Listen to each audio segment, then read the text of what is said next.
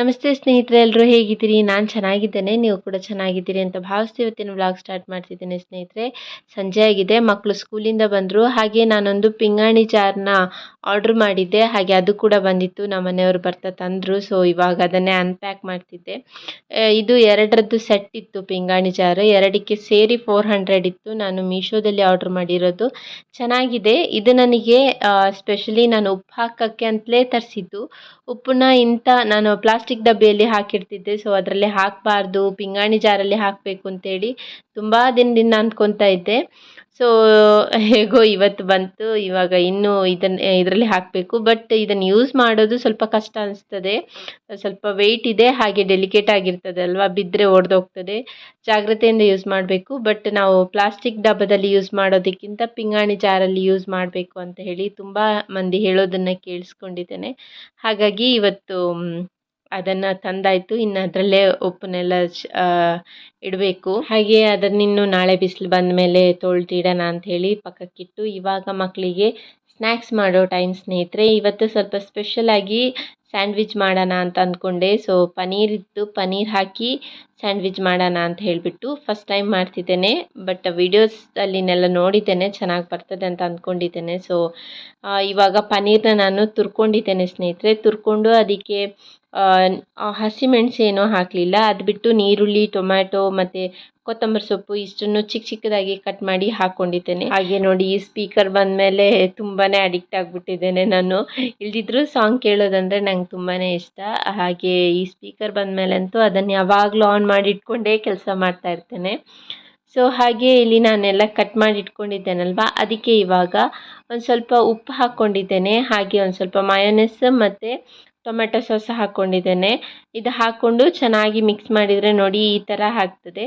ಅದಾದ ನಂತರ ಮಾಮೂಲಿ ನಾವು ಬ್ರೆಡ್ ಏನಿದೆ ಅದನ್ನು ಟೋಸ್ಟ್ ಮಾಡಿಕೊಂಡು ಎರಡು ಸೈಡ್ ಕೂಡ ಫ್ರೈ ಮಾಡಿಕೊಂಡು ಅದರ ಮಿಡ್ಲಿಗೆ ನಾವೇನು ರೆಡಿ ಮಾಡಿ ಇಟ್ಕೊಂಡಿದ್ದೇವೆ ಅಲ್ವ ಮಿಶ್ರಣ, ಅದನ್ನು ಹಾಕಿಬಿಟ್ಟು ಮತ್ತೆ ಚೆನ್ನಾಗಿ ಎರಡೂ ಸೈಡನ್ನು ಫ್ರೈ ಮಾಡ್ಕೊಬೇಕು ಸ್ನೇಹಿತರೆ. ಸ್ವಲ್ಪ ಪ್ರೆಸ್ ಮಾಡಿ ಫ್ರೈ ಮಾಡಿಕೊಂಡ್ರೆ ತುಂಬ ಚೆನ್ನಾಗಿರ್ತದೆ. ತಿನ್ನೋಕ್ಕಂತೂ ತುಂಬಾ ಟೇಸ್ಟಿಯಾಗಿತ್ತು. ಮಕ್ಕಳಿಗೂ ಸಖತ್ ತುಂಬಾ ಇಷ್ಟ ಆಯಿತು. ಯಾವಾಗಲೂ ಮಾಡಿಕೊಡು ಅಂತ ಇದು ಮಾಡಿ ಆದಮೇಲೆ ಕೂಡ ನೆಕ್ಸ್ಟ್ ಡೇ ಕೂಡ ಕೇಳ್ತಾಯಿದ್ರು. ತುಂಬಾ ರುಚಿಯಾಗಿತ್ತು. ಮಾಮೂಲಿ ನಾವು ಸ್ಲೈಸ್ ಮಾಡಿಬಿಟ್ಟು ಏನು ಇದು ಮಾಡ್ತೇವಲ್ವ ಸ್ಯಾಂಡ್ವಿಚ್, ಅದಕ್ಕಿಂತನೂ ತುಂಬ ಟೇಸ್ಟಿಯಾಗೇ ಬಂದಿತ್ತು. ಹಾಗೆ ಸ್ನ್ಯಾಕ್ಸ್ ಇದೆಲ್ಲ ಮುಗ್ದಾದ ನಂತರ ಸ್ನೇಹಿತರೆ, ಮಕ್ಕಳು ತಿಂದು ಹಾಲು ಕುಡಿದು ಹೋಮ್ವರ್ಕ್ ಮಾಡ್ಕೊಳ್ಳೋಕೆ ಶುರು ಮಾಡಿದ ನಂತರ ಇವಾಗ ನಾನು ಡಿನ್ನರ್ಗೆ ಪ್ರಿಪೇರ್ ಮಾಡ್ತಾ ಇದ್ದೇನೆ. ಸೊ ಇವತ್ತು ಡಿನ್ನರ್ ಕೂಡ ಸ್ವಲ್ಪ ಸ್ಪೆಷಲ್ಲೇ, ಬಟ್ ಸಿಂಪಲ್ಲಾಗಿ ಫ್ರೈಡ್ ರೈಸ್ ಮಾಡ್ತಿದ್ದೇನೆ. ಮಕ್ಕಳಿಗೆ ಇದು ಕೂಡ ಅಷ್ಟೇ, ಎಷ್ಟೇ ಸಿಂಪಲ್ ಆಗಿದ್ದರೂ ತುಂಬಾ ಇಷ್ಟಪಟ್ಟು ತಿಂತಾರೆ. ನನಗದಂತೂ ಸಿಕ್ಕಾಪಟ್ಟೆ ಇಷ್ಟ ಆಗ್ತದೆ. ಸೊ ಇದನ್ನು ಅಷ್ಟೇ ಈಸಿಯಾಗಿ ಮಾಡ್ಕೊಬೋದು. ಈ ಏನದು ಪೆಪ್ಪರ್ ಪೌಡ್ರ್ ಇದ್ದರೆ ಸಾಕಾಗ್ತದೆ, ಅಥವಾ ಈ ಫ್ರೈಡ್ ರೈಸ್ ಮಸಾಲ ಅಂತಲೇ ಸಿಗ್ತದೆ ಅಂಗಡಿಯಲ್ಲಿ, ಅಥವಾ ಮ್ಯಾಗಿ ಮಸಾಲ ಹಾಕಿದರೂ ಕೂಡ ತುಂಬಾ ಚೆನ್ನಾಗಿರ್ತದೆ. ಬಟ್ ಎಣ್ಣೆ ಸ್ವಲ್ಪ ಜಾಸ್ತಿ ಬೇಕಾಗ್ತದೆ, ಎಣ್ಣೆ ಸ್ವಲ್ಪ ಜಾಸ್ತಿನೇ ಇಟ್ಕೊಳ್ತದೆ ಇದು. ತರಕಾರಿ ಮತ್ತು ಕ್ಯಾಬೇಜು, ತರಕಾರಿ ಉಳಿದಿದ್ದು ಎಲ್ಲವನ್ನು ಹಾಕಿ ಚೆನ್ನಾಗಿ ಎಣ್ಣೆಯಲ್ಲಿ ಫ್ರೈ ಮಾಡ್ಕೊಬೇಕು. ಎಲ್ಲವನ್ನು ಚೆನ್ನಾಗಿ ಫ್ರೈ ಮಾಡ್ಕೊಂಡು ಆಗಿದ ನಂತರ ಅದಕ್ಕೆ ನಾವು ರೈಸ್ ಹಾಕ್ಕೊಬೇಕು. ರೈಸ್ ಮಾಡುವಾಗ ಅದಕ್ಕೆ ಸ್ವಲ್ಪ ಉಪ್ಪು ಹಾಕ್ಕೋಬೇಕು, ಆವಾಗ ಅನ್ನಕ್ಕೆ ಉಪ್ಪು ಎಳ್ಕೊಂಡಿರ್ತದೆ ಮೊದಲೇ. ಸೊ ಅದು ಟೇಸ್ಟಿಯಾಗಿರ್ತದೆ. ಇವಾಗ ನಾನು ಮೊದಲು ವೆಜ್ ಫ್ರೈಡ್ ರೈಸ್ ಮಾಡೋ ಥರನೇ ಮಾಡಿ ಅದರಲ್ಲಿ ನನ್ನ ಹಸ್ಬೆಂಡಿಗೆ ಸ್ವಲ್ಪ ಎತ್ತಿಟ್ಟು ನಂತರ ಇವಾಗ ಉಳಿದಿದ್ದಕ್ಕೆ ಮೊಟ್ಟೆ ಹಾಕ್ಕೊಳ್ತಾ ಇದ್ದೇನೆ. ಯಾಕಂದರೆ ಅವರು ಮೊಟ್ಟೆ ಎಲ್ಲ ತಿನ್ನಲ್ಲಲ್ವ, ಹಾಗಾಗಿ ಅವರಿಗೆ ಎತ್ತಿಟ್ಕೊಂಡು ನಂತರ ಉಳಿದಿದ್ದಕ್ಕೆ ಈ ಥರ ನೋಡಿ. ಇದನ್ನು ಅಷ್ಟೇ ಜಸ್ಟ್ ಸ್ಕ್ರ್ಯಾಂಬಲ್ಡ್ ಎಗ್ ಅಂತೆಲ್ಲ ಮಾಡ್ತಾರಲ್ವ, ಜಸ್ಟ್ ಹಾಗೆ ಮಾಡ್ತಿರೋದು. ಬಟ್ ಚೆನ್ನಾಗಿರ್ತದೆ. ವೆಜ್ ಫ್ರೈಡ್ ರೈಸು ಅಷ್ಟೇ ತುಂಬಾ ಟೇಸ್ಟಿಯಾಗಿರ್ತದೆ. ಮೊಟ್ಟೆ ಹಾಕಬೇಕಂತೆಲ್ಲ, ಬಟ್ ನಾವು ಮೊಟ್ಟೆ ಎಲ್ಲ ತಿಂತೇವೆ ಅಂದಮೇಲೆ ಹಾಕಿದರೆ ಒಂಥರ ಚೆನ್ನಾಗಿರ್ತದಲ್ವ. ಸೊ ಉಳಿದಿದ್ದು ಫ್ರೈಡ್ ರೈಸಿಗೆ ಮೊಟ್ಟೆನೂ ಹಾಕಿ ನೋಡಿ, ಇಲ್ಲಿ ಎಗ್ ಫ್ರೈಡ್ ರೈಸ್ ರೆಡಿ ಆಯಿತು. ತುಂಬಾ ಚೆನ್ನಾಗಿರ್ತದೆ ಸ್ನೇಹಿತರೆ.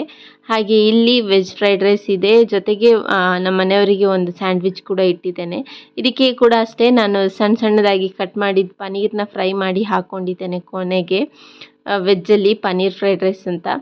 ಹಾಗೆ ನನ್ನ ಮಗನ ನೋಡ್ತಾ ಇರ್ಬೋದು, ಅವನು ರೆಡಿ ಆಗಿಬಿಟ್ಟಿದ್ದಾನೆ. ಅವನಿಗೆ ಈಗ ಚಿಕ್ಕಮ್ಮ ಬರ್ತಾರೆ, ನಾವು ಅವ್ರ ಜೊತೆ ಹೋಗೋದು ಅಂತ ಹೇಳಿಬಿಟ್ಟು ರೆಡಿಯಾಗಿದ್ದಾನೆ, ಹೋಗಲೇಬೇಕು ಅಂತೇಳಿ. ಸೊ ಆಯಿತು ಹೋಗುವಂತೆ ಫಸ್ಟ್ ತಿಂಡಿ ಎಲ್ಲ ಊಟ ಎಲ್ಲ ಮುಗಿಸು ಅಂತ ಹೇಳಿದೆ. ನಂತರ ಊಟ ಮುಗಿಸ್ತಾನೆ. ಊಟ ಮುಗಿಸಿದ ನಂತರ ಏನು ಜಾಸ್ತಿ ಕಿರಿಕಿರಿ ಮಾಡಲ್ಲ, ನಿದ್ದೆ ಬರ್ತದೆ ನಿದ್ದೆ ಮಾಡಿಬಿಡ್ತಾನೆ ಅಂತ ಹುಡುಗ ನಮ್ಮದು. ಇದು ಸಂಜೆಯಿಂದ ಇದು ಮೂದ್ರೆ ಬಟ್ಟೆ, ಇದು ಇಲ್ಲೊಂದು ಬಟ್ಟೆ ಅಲ್ಲೊಂದು ಬಟ್ಟೆ, ಇವಾಗ ಇದು ಕಬಾಟಿಂದ ಬಟ್ಟೆ ಅಲ್ಲ. ಈ ಬಟ್ಟೆ ಹಾಕೊಂಡು ಏನ್ ನೀನು ಹಾಕೊಂಡು ಹೋಗಕ್ ಬಟ್ಟೆ ಇರಲ್ಲ. ಮೇಲೆ ಏನ್ ಮಾಡ್ಬೇಕು? ಚಂದಾಗಿದ್ದು ಹೆಂಗೆ ಚಂಡಿಯಾಗಿದ್ದು ಅಕ್ಕಪಕ್ಕ ನಾನು ಹೇಳ್ದೆ, ನಾನು ಬೇಡ ಅಂತ ಫುಲ್ ನೀರು ಸುಟ್ಕೊಂಡು ಅದು ಮತ್ತೆ ಚೆಲ್ತು. ಚೆಲ್ತು ತುಂಬಾ ಕಣ್ಣೆಲ್ಲ ನೆಲಲ್ಲೇ. ಸರಿ, ನೀವು ಊಟ ತಿನ್ನಿ, ಬೇಗ ಬೇಗ ತಿಂದು ಹೇಳಿ ಹೆಂಗುಂಟು ಅಂತ. ಫ್ಯಾನ್ ಹಾಕಿ. ಅಲ್ಲ, ಮಳೆ ಸುರಿತಾ ಉಂಟು ಮಾರಾಯ, ನಿಂಗೆ ಫ್ಯಾನ್ ಹಾಕ್ಬೇಕಾ ಹೇಳು. ಬಂಗಾರ ಹೆಂಗುಂಟು ಹೇಳಮ್ಮ. ತಿನ್ನು ಚಿನ್ನ, ಚಿಂದ ಹೇಳು ನಂಗೆ ಹೆಂಗುಂಟು ಅಂತ, ಆಯ್ತಾ? ರೆಡ್ ಹಾಕ್ತೀರಾ? ಆಯ್ತು. ಹೆಂಗುಂಟು ಹೇಳು. ಚಂದ ಉಂಟು. Thank you. ಯಾಕ? ಬೇಗ ಬೇಗ ತಿನ್ಬೇಕು ಇಬ್ರು ಸಹ. ಸೊ ಇವತ್ತಿನ ವ್ಲಾಗ್ ಇಷ್ಟೇ ಸ್ನೇಹಿತರೆ. ಈ ವ್ಲಾಗ್ ಇಷ್ಟ ಆದರೆ ಒಂದು ಲೈಕ್ ಮಾಡಿ, ಹಾಗೆ ಸಬ್ಸ್ಕ್ರೈಬ್ ಮಾಡ್ಕೊಂಡು ವಿಡಿಯೋ ನೋಡಿ ಸ್ನೇಹಿತರೆ. ಮುಂದಿನ ವ್ಲಾಗ್ ಜೊತೆ ಸಿಗ್ತೇನೆ. ಅಲ್ಲಿ ತನಕ ಬಾಯ್. ಹಾಗೆ ಎಲ್ಲರಿಗೂ ಸ್ವಾತಂತ್ರ್ಯ ದಿನಾಚರಣೆಯ ಹಾರ್ದಿಕ ಶುಭಾಶಯಗಳು ಸ್ನೇಹಿತರೆ. ಬಾಯ್.